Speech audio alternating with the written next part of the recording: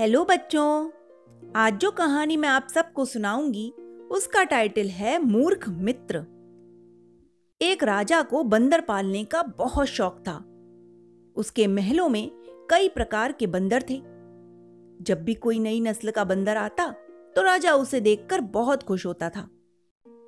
इन बंदरों में से एक बंदर ऐसा भी था जिसकी सारी आदतें मनुष्य से मिलती जुलती थी।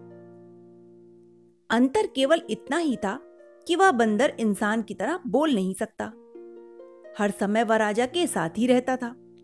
सब लोग उसे राजा का लाडला बंदर कहते थे। एक बार दोपहर के समय राजा बड़े आनंद से लेटा हुआ था।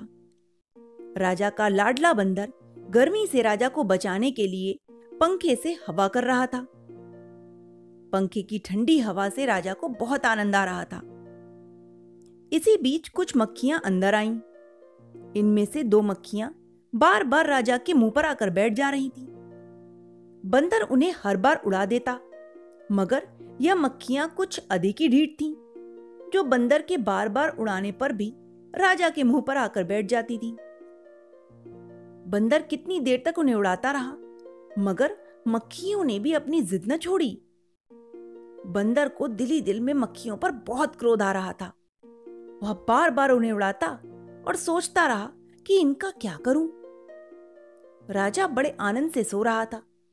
यदि इन मक्खियों ने अपनी जिद न छोड़ी तो राजा की नींद खराब हो जाएगी और फिर उसका अंत दूर नहीं। यह मक्खियां उसकी मृत्यु का कारण बन सकती हैं। फिर वह इन मक्खियों को ही क्यों न मार डाले। यही सोच रहा था बंदर कि मक्खियां फिर राजा के मुंह पर आकर बैठ गईं। अब की बार बंदर बहुत क्रोधित हुआ। उसने झट से राजा के पास ही लटकती तलवार को म्यान से निकाला और उन मक्खियों पर वार कर दिया। मक्खियों का तो कुछ भी न बिगड़ा और वो बड़ी होशियारी से उड़ गईं, मगर राजा का मुंह कटकर उसके सिर से अलग हो गया।